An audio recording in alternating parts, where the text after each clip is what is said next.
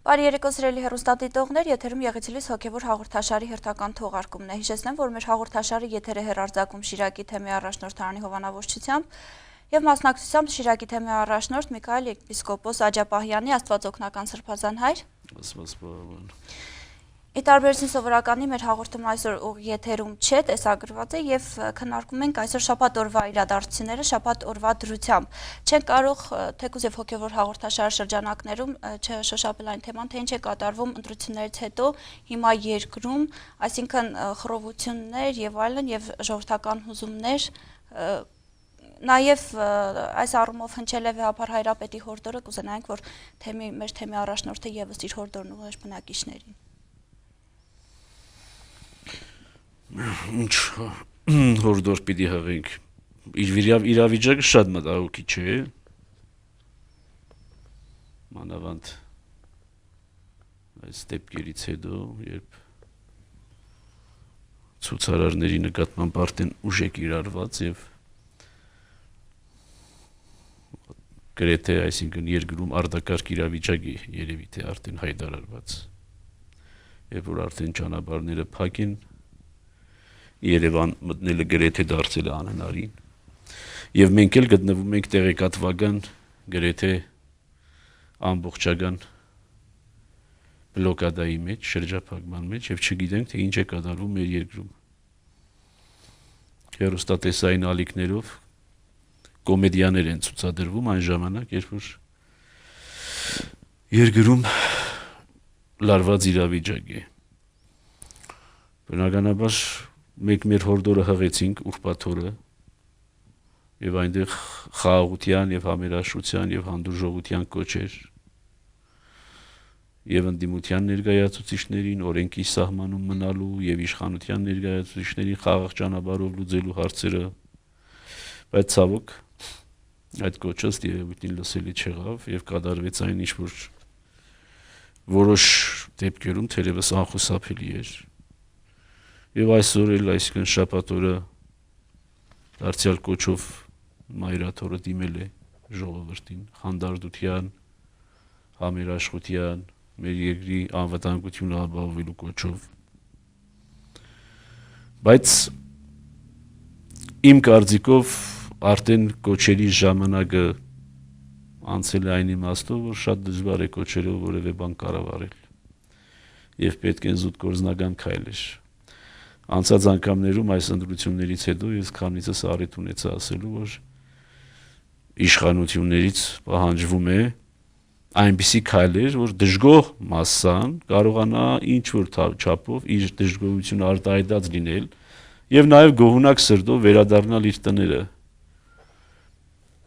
Չգիտեմ, որքանով իշխանությունը փորձեց դա անել եւ որքանով ցանկացավ դա անել։ Ես չէ որ պետք է գնահատեմ,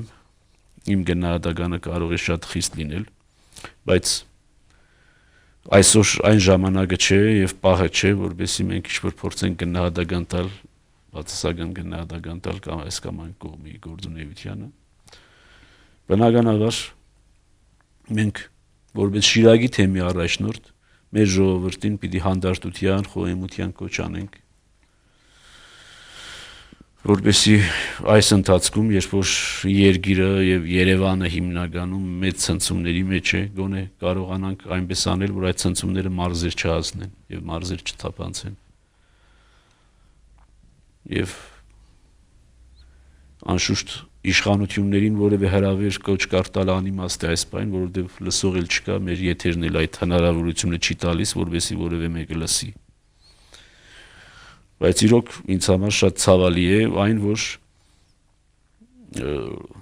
իշխանությունը հասավ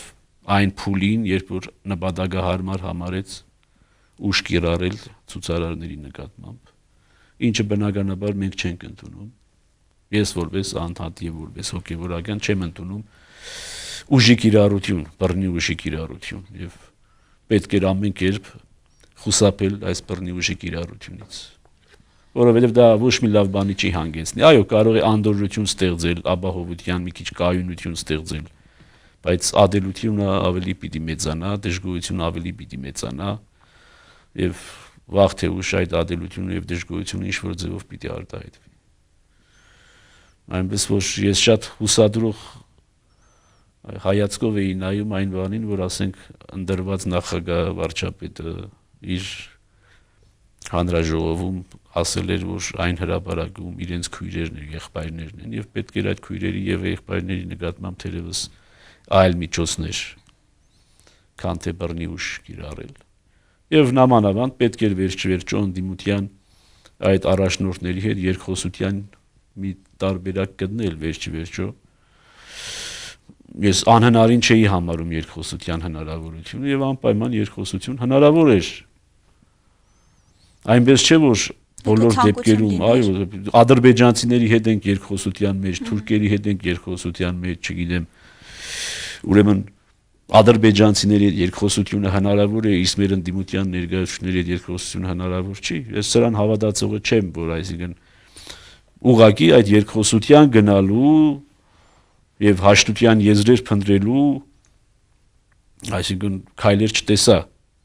Այո, ընդդիմության կողմից չեղան այդ քայլերը, բայց ընդդիմությունը իշխանություն չէ։ Նա անպատասխանատու կարող է լինել, ունի այդ իրավունքը անպատասխանատու լինելու, որովհետեւ ինքը ընդդիմություն է։ Բայց իշխանությունը անպատասխանատու լինել չի կարող։ Իրավունք չունի իշխանությունը լինելու անպատասխանատու։ Եթե վերադեպաբար բոլոր ձևերով պետք է գտներ կամուրջներ կառուցելու հնարավորությունը եւ չեմ կարծում թե այդ հնարավորությունները սպառված էին։ Հիմա այս վիճակը ունենք, երբ որ լարվածությունը հասել է գագաթնակետին եւ իրոք սպառնալից է վիճակը,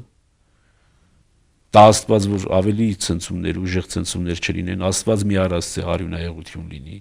Աստված մի արածե։ Եվ դրա համար ինչ ասեմ, ես միայն կարող եմ կոչ անել իմ ժողովրդին, Շիրակի ժողովրդին, որովհետեւ իմ ձայնը հասանելի է միայն իմ Շիրակի ժողովրդին, ուրիշներին հասանելի չէ։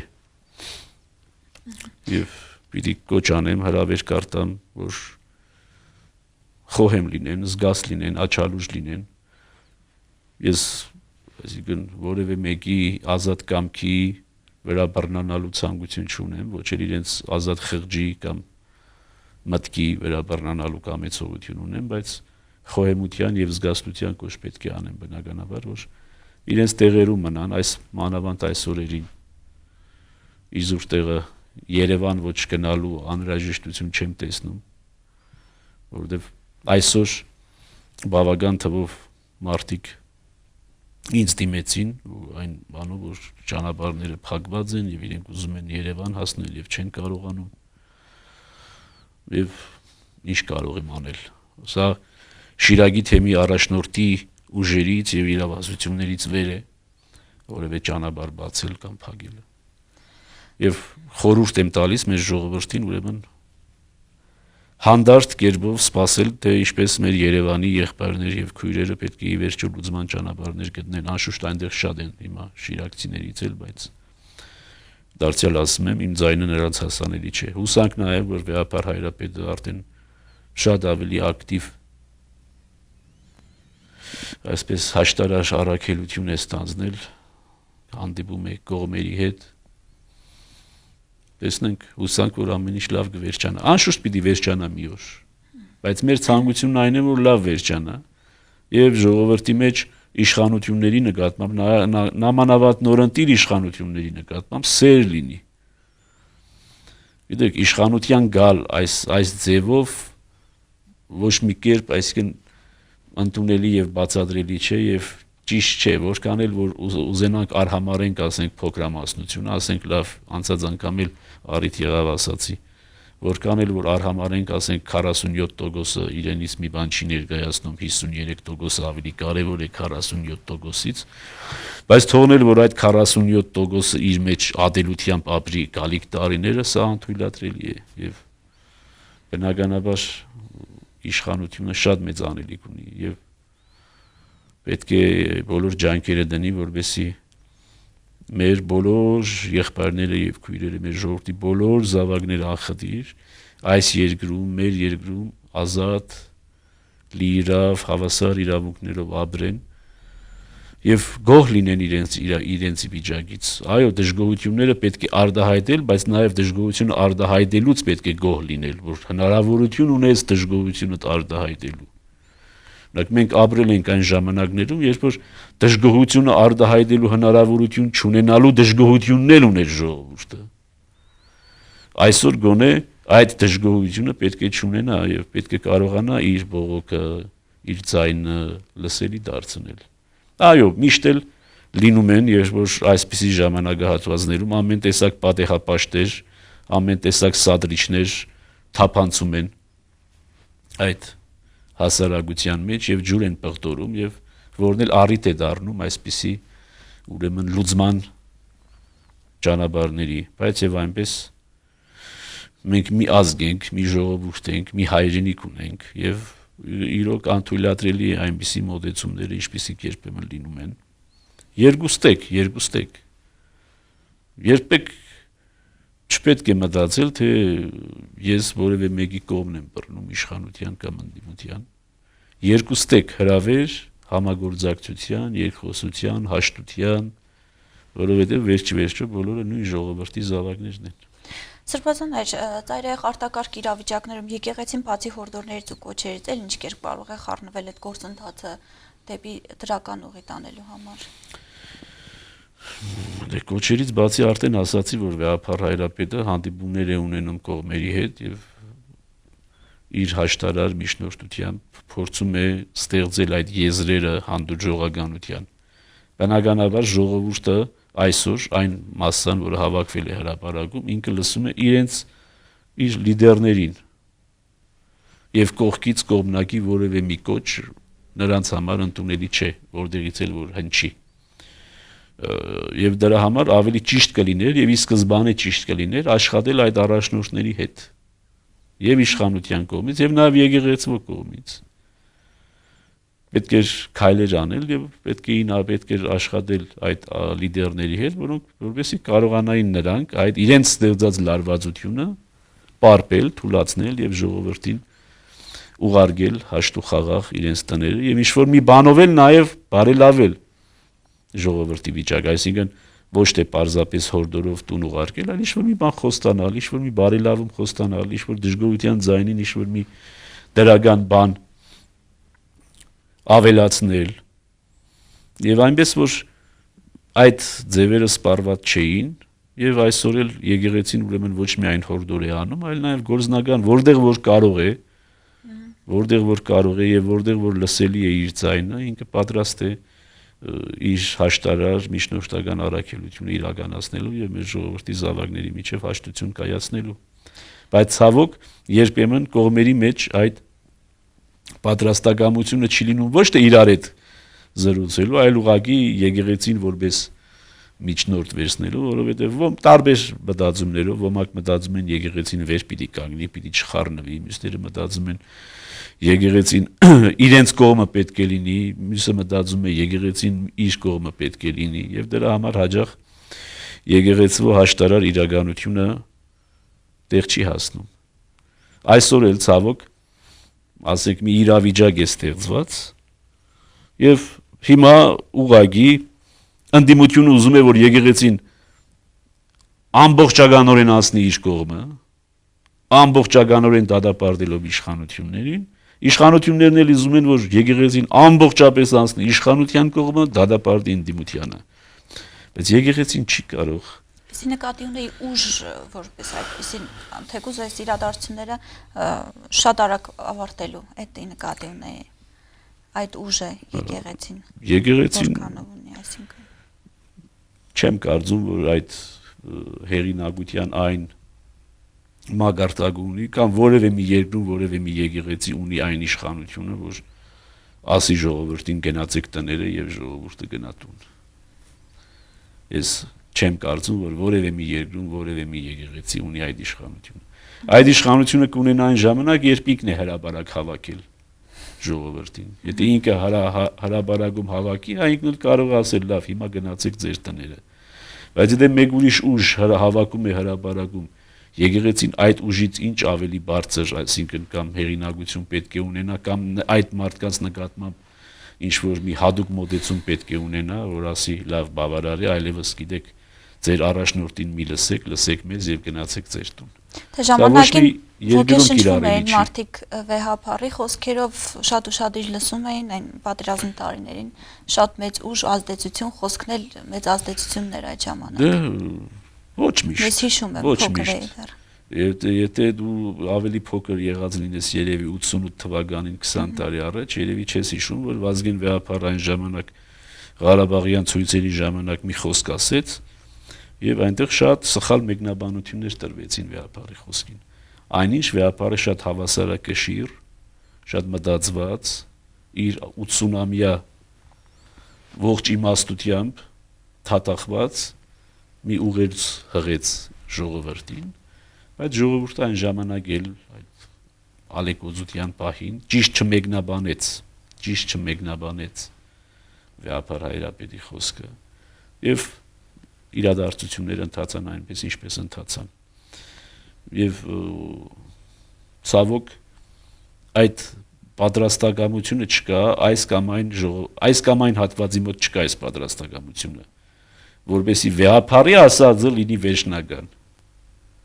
երկու եղբայր վիճում են իրար հետ լավ վիճում են երկուսն էլ պետք է հասկանան որ լավ Վեհապարի ասածը երկուսից համար էլ վերջնական պետք է լինի չէ այս երկու եղբայրները միշտ ուզում են որ Վեհապարը իրենց կողմը բռնի եւ համարում են որ դա է ճիշտը եկեղեցու եթե իրենց կողմում չի եկեղեցին ուրեմն սխալ է այս հոգեբանությունը պետք է ձևավորվի եւ ցավոք այս 20 տարում այս հոգեբանությունը չձևավորվեց հասկանալու համար որ պետք է ունենալ մի ինստիտուտ մի հաստատություն մեր երկրում որի խոսքը որի կարծիքը վերջնական պետք է լինի եւ դա եկեղեցուց լավ ոչ ոք չի կարող լինել բայց ցավոք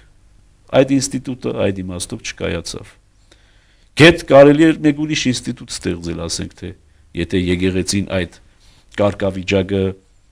չպետք է ունենար կամ ոմանք չէին ուզում եկեղեցու մեջ այդ կարգավիճակը տեսնել, որովհետև եկեղեցին բաժանված է պետությունից եւ այլն եւ այլն։ Իսկ գոնե մի պետք է ստեղծվի մի ինստիտուտ, որը պետք է լինի բացարձակ չեզոք եւ որի կարծիքը պետք է վերջնական լինի եւ ընդունելի լինի բոլոր կողմերի համար։ Ոք շատ երկրներում նման բան ասենք սահմանադրական դատարանն է, ինչ իմանամ։ Զանազան այդպիսի կառույցներ են։ Օրինակ Իրանի Իսլամական Հանրապետությունում պրեզիդենտից բարձր կա խորհուրդ։ Չէ, իսլամի փրկության խորհուրդ է կոչվում, ինչ է կոչվում, որը վերջնական հեղինակությունն է։ Նախագահը չէ վերջնական հեղինակությունը, վերջնական հեղինակությունը այդ խորհուրդն է։ Ուրեմն պետք է ունենալ մի բան, որի խոսքը պետք է վերջնական լինի։ Ցավոք, քանի որ այդ իրավիճակը չկա, եւ եկեղեցու խոսքը վերջնական չէ, դրա համար էլ եկեղեցին փորձում է այնպիսի ինչ որ խոսք ունենալ կամ այնպիսի դիրք բռնել, որպեսզի ռեալ լինի, պրագմատիկ լինի, պրակտիկ լինի։ Եվ ոչ թե պարզապես ամբողջավարական լինի կամ էլ լրիվ բացարձակ իշխանամետ լինի։ Առ այսօր այդ իմաստով այս ստեղծված կացության մեջ այո եկեղեցուն չի հաջողվում ունենալ այն առաքելությունը, ինչը այսպիսի պայմաններում անհրաժեշտ էր, որ եկեղեցին ունենար։ Այս վիճակին չպետք է հասներ արդեն, եթե իրոք եկեղեցու ձայնը լսվեր, անկախ այն բանից ես համաձայն եմ, Պողոսը համաձայն է, Պետրոսը համաձայն է, բայց եկեղեցու վերաբերմունքը գետ մեծամասնության համար պետք է ընդունելի լիներ։ Համենայն դեպս ասում եմ, որ ինչ-որ մի հաստատություն պետք է լինի, որի խոսքը պետք է վերջնական լինի, որի խոսքը պետք է հեղինակավոր լինի, եւ այդ անշուշտ հաստատությունը պետք է լինի բացարձակ չեզոք, ոչ իշխանության կամակադար եւ ոչ էլ ընդդիմության հնազանդ, այլ լրիվ չեզոք։ Ինչևէ, դարձյալ հույս հայտնենք, որ եւ եկեղեցու ջանքերով եւ բոլորիս ջանքերով մենք այս իրավիճակից դուրս կգանք։ Ես հուսահատ չեմ, անշուշտ տխուր եմ այս պահին եւ մտահոգ, Բայց հուսահատ չեմ, որովհետև այնպիսի փորձությունների միջով ենք անցել, որ այս փորձության միջով էլ կանցնենք։ Հարցը դրանում չէ, բայց չէի ցանկանա, որ այս փորձության միջով անցնելով կորուստներ ունենանք, որոնք անդառնալի կլինեն։ Եվ միակ մտահոգությունը սա է, որ Աստված մեզ խնայի նոր արյունահեղություն, նոր եղբայրասպան պատերազմ։ Ձեր կարծիքով օրինակ ինչ բախումները հանրահավաքը տևեց մի քանի օր, այդ ընթացքում ձեր կարծիքով պասիվ էր հանրահավաքը, թե ակտիվ գործնական առումով, ասենք պաշտոնական ձևակերպում որևէ պահանջի, հղում պահանջ, այդպես թղթի վրա ձևակերպված բան, որ լիներ ու ընթացք տրվեր, այդպիսի բան եղավ, թե պարզապես մարդիկ պասիվ հանրահավաքի պես, ինչպես ասում են, պասիվ հանրահավաք չէր, ակտիվ հանրահավաք էր, պահանջ կար եւ հստակ պահանջ կար։ Ձևակերպված, ուղղված հստակ պահանջը այն էր, որ ընտրությունների արդյունքները չեղյալ հայտարարել։ Սա էր պահանջը։ Այո, սա մաքսիմալիստ պահանջ էր։ Եվ այս պահանջին երևի թե ոչ մեկը համաձայն չէր իշխանություններից, ոչ մեկը համաձայն չէր այդ զիջման գնալ։ Բայց սա մաքսիմալիստական պահանջ էր։ Եթե բանակցությունները սկսվեին, ես չեմ կարծում, որ այդ մաքսիմալիստական պահանջի վրա էլ մնար բանակցությունը։ Բնականաբար ինչ-որ զիջումներ պետք է արվեին։ Եթե իշխանությունները ինչ-որ զիջումների գնային, բնականաբար մյուս կողմն էլ ինչ-որ զիջումների կգնար եւ ինչ-որ մի համաձայնության կհասնեին։ Բայց ես չտեսա այդ բանակցությունները եւ որևէ մեկը չի կարող ասել, թե նման բանակցություններ եղել են։ Եվ ոչ մինչեւ ընտրությունները, ոչ էլ ընտրություններից հետո։ Ուրեմն այդ բացարձակ արհամարանքը, որ կար հանդեպ Լևոն Տեր-Պետրոսյանը եւ իր համախոհները, կար մինչեւ ընտրություն, եւ ընտրությունից հետո էլ նույնը շարունակվեց։ Եվ եղավ այն, ինչ որ եղավ, եւ ոչ մեկից հաճելի չէ։ Եվ ես չեմ կարծում, թե այս ամենը իշխանությունների պատրաստած սցենարներ եւ իշխանությունները ուզում էին, որ ընթանար ամեն ինչ այս ճանապարհով եւ ի վերջո այս հանգուցալուծման։ Բայց եթե չէին ուզում, ուրեմն պետք է գործնական քայլեր անեին, որովհետեւ հարցը չկարհասներ։ Օրինակ նախագահը 4 տարբերակ ասաց լուծման։ Բայց այդ 4 տարբերակը ինչ տարբերակներն էին, շատ հնարավոր է, որ ինչ տարբերակները լինեին։ Բայց եթե նույնիսկ այդ 4 տարբերակներ, ուրեմն այդ 4 տարբերակներից ամենալավագույնի ուղղությամբ աշխատանք պետք էր տարվեր։ Եվ ոչ թե թողներ, այսինքն Իգնահոսի, որ տեսնենք այս Իգնահոսով 4 տարբերակից որին կհասնի, կհանգի եւ ի վերջո հանգեց այս իրականության։ Եվ սա իրոք ցավալի է, որ զուտ pedagogian համար է ցավալի։ Որովհետև եթե երկրորդ նախագահը չի շփվում առաջին նախագահի հետ, վաղը երրորդ նախագահը գուցե չի շփվի երկրորդ նախագահի հետ, չորրորդ նախագահն էլ երրորդ նախագահի հետ, եւ ուր կմնա պետության շարունակականությունը։ Չգիտեմ ինչու այդ ճանապարհով ընթացավ, կարելի է ասել միակողմանի քննադատել, ասել առաջին նախագահի մեղքով էր, բայց եթե նույնիսկ առաջին նախագահի մեղքով էր, որը արդեն նախագահ չէ, բնականաբար գործող նախագահը պետք է անի բոլոր քայլերը, հնարավոր եւ անհնարին, որտեղ ինքն է իշխանություն, որովհետեւ այդ հարցերը լուծվեն։ Հիմա ես օրինակի համար հոգեվոր իշխանն եմ այս մարզի։ Ես ինչպես կարող եմ ասենք իմ իշխանության տակ եղող քահանաներին, հա, քահանաների արած կամ չարած, ճիշտ կամ սխալ արարքները իմ վրայից դեն նետել, ասել իմ գործը չի, ինձ հետ կապ չունի, կամ ինչպես կարող եմ ես որպես հոգևոր առաջնորդ նախկին առաջնորդների հետ, ասենք ունենալ վատ հարաբերություններ։ Եթե ես նախկին առաջնորդների հետ ունենամ վատ հարաբերություններ, ես ինչպես կարող եմ իմ հոդին սեր քարոզել, եղբայրություն քարոզել, համերաշխություն քարոզել, բարյացակամություն քարոզել, եղբայրսիրություն քարոզել։ Չեմ կարող։ Այսօր ես որպես Շիրակի թեմի առաջնորդ իզնից առաջ ողջ առողջ 3 նախկին առաջնորդներ ունեմ, դեռ նույնիսկ ավելին 5 նախկին առաջնորդներ ունեմ, որոնցից 2-ը այսօր ասպարեզում չեն, բայց 3-ը ասպարեզում են։ Ես ինչպես կարող եմ այդ 3 առաջնորդների, նախկին առաջնորդների նկատմամբ անբարյացակամ լինել եւ երբևիցե եթերով հայտարարել, որ գիտեք ինչ, այս նախկին առաջնորդը այսինչ սխալն է արել, այսինչ հանցանքն է գործել, այսինչ զանցանքն է գործել, այսինչ բանը քանդել է, որի պատճառով ես չեմ կարողանում քարոզարշավ էր տեղի ունենում այս թեմը կայացնել։ Երբևիցե 9 տարվա ընթացքում որևէ մի առաջնորդի, ոչ թե իմ, որևէ մի առաջնորդի բերանից լսված կա, որ նախորդ առաջնորդը քննադատվի եւ իր մեղքերը նետի նախորդ առաջնորդ կամ կաթողիկոս, երբևիցե լսել եք ամենայն հայոց կաթողիկոսը նախորդ կաթողիկոսին մեղադրի, չգիտեմ, բոլոր տեսակի մեղքերի մեջ, այն թուլությունների համար, որ ասենք եկեղեցին այսօր ունի, այն տգարությունների համար։ Ուրեմն պետք է սովորել այս մի քիչ եկեղեցուց պետք է սովորել։ Եվ մենք 20 տարի է այս ենք ասում, որ բաներ կան, որ եկեղեցում զուտ կառավարման իմաստով, զուտ իշխանություն լինելու իմաստով։ Բաներ կան եկեղեցում, որ կարելի է սովորել։ Ընտորինակել, այն ինչ որ ընտորինակելի է, այն ինչ որ օրինագելի է, պետք է ընտորինակել։ Եվ դրա համար ասում եմ, ում շատ է տրված, նրանից շատ է պահանջվում։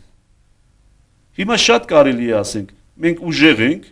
ես իշխանություն եմ, կարող եմ ընդդիմության արհամարել եւ ընդդիմության վրա ամեն տեսակ մեղք բարդել, բայց մեղավորը ի վերջո ես եմ, որովհետեւ իմ իշխանության օրոք տեղի ունեցավ այս ամենը։ Ցանկացած իշխանավոր պետք է սա հասկանա եւ պետք է ըմբռնի, որ իր իշխանության օրոք եղած ցանկացած նման բան վերջի վերջո տեղի ունենում իր մեղքով։ 96 թվի հուզումները տեղի ունեցան առաջին նախագահի մեղքով։ Հիմա առաջին նախագահն էլ այն ժամանակ էր մեղավոր։ Եվ այսօրվա հուզումները տեղի ունենում այսօրվա իշխանության մեղքով։ Որ ուրեմն ինչ որ մի բանում թերացել է։ Թե չգիտեք այն սովետական մտածելակերպով, խորհրդային մտածելակերպով կամ խորհրդային բառապաշարով ասելով դեստրուկտիվ տարրերը, չգիտեմ, մտան, ինչ որ բաներ արեցին, ուզում են երկրի կայունությունը խախտել, անվտանգությունները խախտել, թուրքերի եւ ադրբեջանցիների փողերով են, այսպիսի բաներ սովետի ժամանակ էլ շատ էին ասում, որ իմպերիալիզմը ուզում էր քայքայել մեր երջանիկ սոցիալիզմը, բայց մեր երջանիկ սոցիալիզմը քանդվեց ներսից, որովհետեւ ներսը փչացած էր, ներսը փտած էր, ուրեմն չի կարելի այս մոդեցումով երկիր ղեկավարել եւ առավել եւս չի կարելի այս մոդեցումով ազգային երկիր ղեկավարել։ Հիմա տեսեք, ոմանք համեմատություն արեցին Ֆրանսիայի հետ։ Տեսեք Ֆրանսիայում այդպիսի ցույցեր էին, բաներ էին, մեքենաներ էին վառում, այսին անում եւ ոստիկանությունը միջամտեցին։ Բայց այնտեղ Ֆրանսիայի արաբ եւ սևամորթ բնակչությունն էր։ Ոչ երկրի բնակիչներ։ Բայց նույնիսկ Ֆրանսիայի արաբ եւ սևամորթ բնակչության նկատմամբ ծայրահեղ հանդուրժողականություն ցուցաբերեց ֆրանսիական պետությունը։ Ամենավերջին են հնարավորություն օգտագործեց խաղաղ կերպով լուծելու։ Եվ մինչև որ հաստայական հարյուրավոր մեքենաներ չայրվեցին, խանութներ, բաներ չայրվեցին, այսինքն կոպիտ միջամտություն չարեց։ Այն էլ ոչ բնիկ, ոչ ֆրանսիացի տարրի նկատմամբ։ Նույնը Լոս Անջելեսում տարիներ առաջ հիշում եք կամ չեք հիշում, 10 տարի կամ 20 տարի առաջ էր։ Հսկայական հուզումներ տեղի ունեցան սևամորթ բնակչության մեջ։ Քաղաքի կեսը այրեցին սևամորթները։ Եվ երկրի իշխանությունը կանգնած դիտում էր, մտածելով, որ թող հանդարտվեն։ Այստեղ նման իրավիճակ չկար։ Եվ այդ մարդիկ էլ մեր եղբայրները եւ քույրերն էին։ Եվ այն։ Ուրեմն առավել ջանքեր պետք է գործադրվեին այդ եղբայրներին եւ քույրերին հրավիրելու մեր գիրկը, այսինքն իշխանությունները պետք է հրավիրեին այդ ժողովրդին եւ իրենց խնամքը, իրենց հոգատարությունը ցուցաբերեին այդ դժգոհ ժողովրդի նկատմամբ։ Եվ ցանկացած իշխանություն դա պետք է անի, Ես միշտ ասել եմ, ասենք տեղական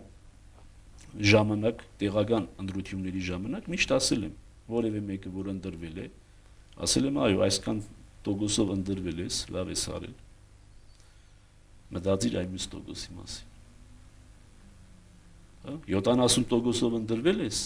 30%-ի մասին մտածիր։ Այդ 30%-ը ինչու է քեզնից դժգոհ։ Մտածիր այդ դժգոհի մասին։ Աշուտ առած մոռանալու քո քեզանից գոհ զանգվածը, բայց քո առաջնահերթ մտածումը պետք է ուղղվի այդ դժգոհ զանգվածի նկատմամբ։ Ցավոք, շատ իշխանավորներ այս մեծամասնական մոդեցումը, մեծամասնության քվեն ունենալը կարծում են, թե ուրեմն վերջ, իրենք են որ կան, բայց այդպես չգնալով քվեդ կպակասի եւ մի օր էլ կլինես փոքրամասնություն։ Եվ ցավոք, այո, մեր երկրում կան հաջողություններ։ Ես միշտ երբ որ առիթ եղել եմ, ասել եմ,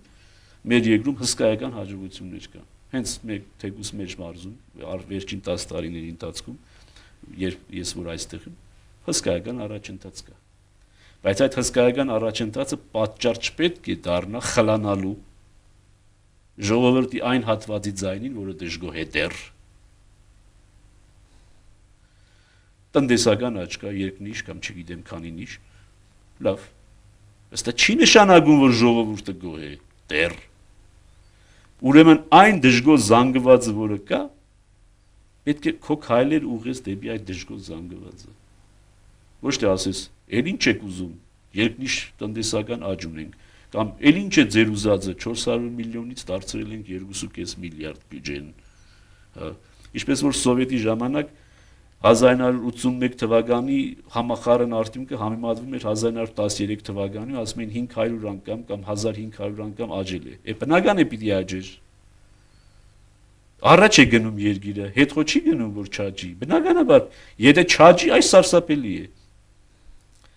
Բայց աճելը դա բնական process է, բնականաբար երկիրը պիտի առաջ ընթանա։ Բնականաբար պիտի աճի։ Տնտեսական աճ, եթե չլինի, ինչ երկիր պետք է լինի։ Բայց նույնիսկ այդ տնտեսական աճի պայմաններում տեսնում եք, որ կա դժգոհ զանգված։ Ուրեմն այդ դժգոհ զանգվածի դժգոհությունը վերցնել է պետք։ Ոչ թե փագել, ծածկել, քողարկել։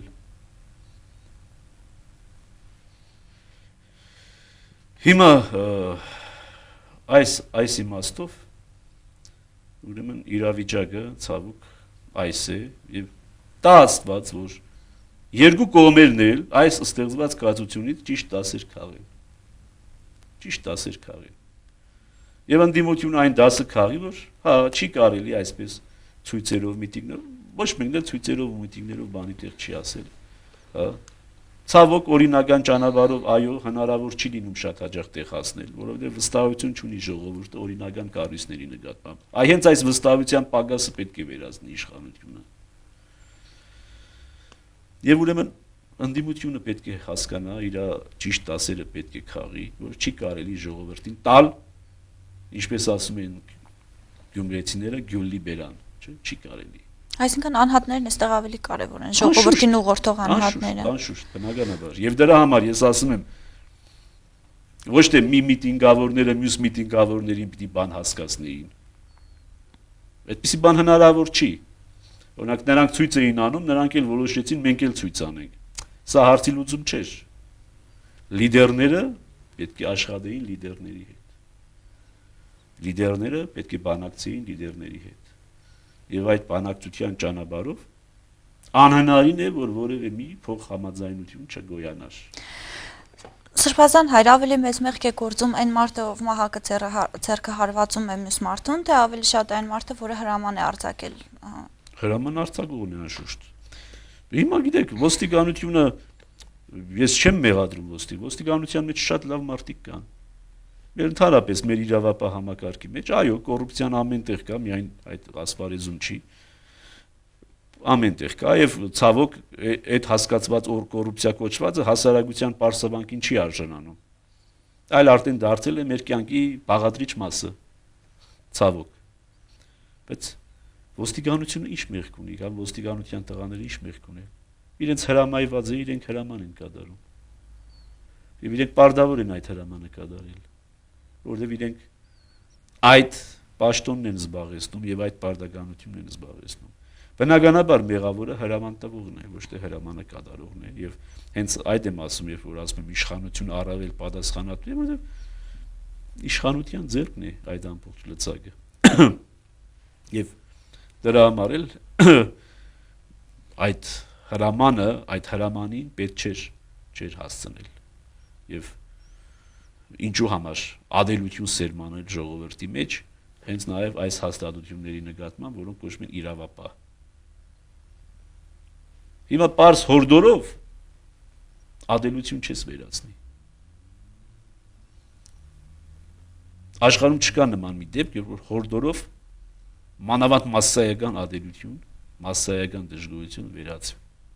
Դրա համար գործնական քայլեր են պետք։ Եվ գործնական քայլեր են պետք նրա կողմից, ում ուղղված է դժգոհությունը։ Հիմա այդ դժգոհությունը ուղղված է իշխանության դեմ, որ Վրաստանի իշխանությունը չպետք է քայլեր անի։ Կամ Ադրբեջանի իշխանությունը, կամ էլ թե չէ Տավուշի մարզպետարանը չէ որ պետք է քայլեր ձեռնարկի, որովհետև Տավուշի մարզպետարանից չէ որ մարդիկ բողոքում են։ Չէ՞։ Ուրեմն ում որ բողոքն ուղղված է, այդ մասսան կամ այդ շրջանակը կամ այդ մարդը կամ այդ մարմինը պետք է այդ դժգոհության նկատմամբ արձագանք ունենա։ Ժողովուրդ, մեր եղբայրներ եւ քույրեր, ինձանից դժգոհ եք, ինչի համար եք դժգոհ։ Ինչով կարող եմ սրբագրել իմ այս սխալը։ Ինչ է սխալ սրբագրել հնարավոր չի։ Ցանկացած սխալ կարելի է սրբագրել։ Չեմ կարծում որ կա մի սխալ, այսինքն եթե անդառնալի կորուստ չի եղել, եթե մարդու կյանքի կորուստ չի եղել, չկա մի սխալ, որը կարելի չլինի սրբագրել։ Եվ երկուստ է ցավոք, հենց այս քրիստոնեական ոգին, եղբայրասիրական ոգին պագասեց, երկուսն էլ դրեցին մաքսիմալիստական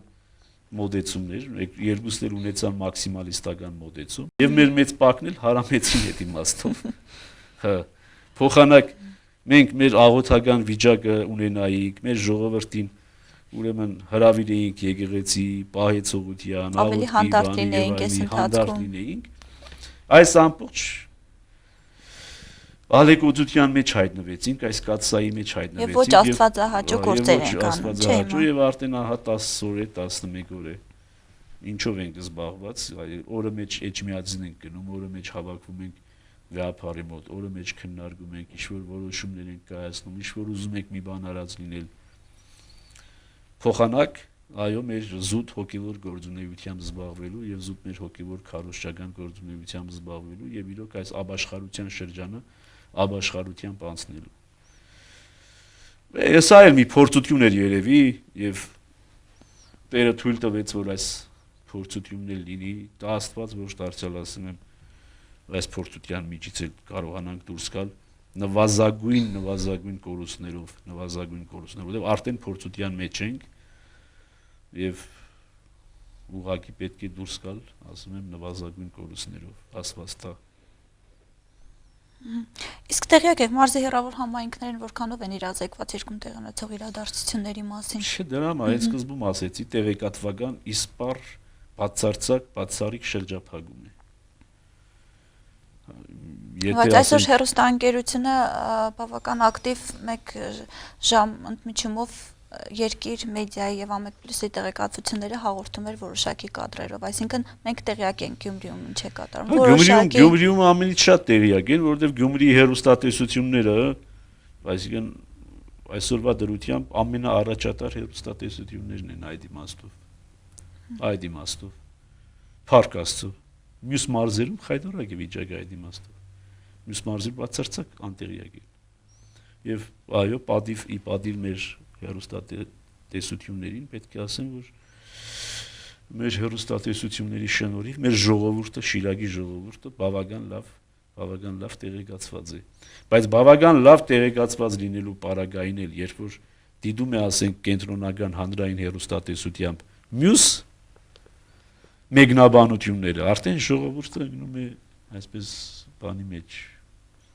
չգիտի հիմա որն է ճիշտ, ոնց որ ժամանակին լսում էին Ամերիկայի ձայնը, ուրիշ բաներ ասում, բացում էին ժամանակ ծրագիրը Մոսկվայի, իլերի ուրիշ բաներ ասում։ Շնորհակալություն Սրբազան հայր, մեզ հատկացված ժամանակը սպառվեց, ես միայն հույս կհայտնեմ, որ ամեն ինչ դրական լուծում ստանա եւ հուզումները շատ արագ վերջանան։ Հույս ունենանք, որ մյուս հանդիպմանը, որ կհանդիպենք, արդեն ուղիղ եթերով հնարավորություն կունենանք շփվելու եւ ամեն ինչ հանդարտված կլինի, Աստված տա։ Շնորհակալություն, Աստված օգնական։ Աստված տա։ Ցտեսություն։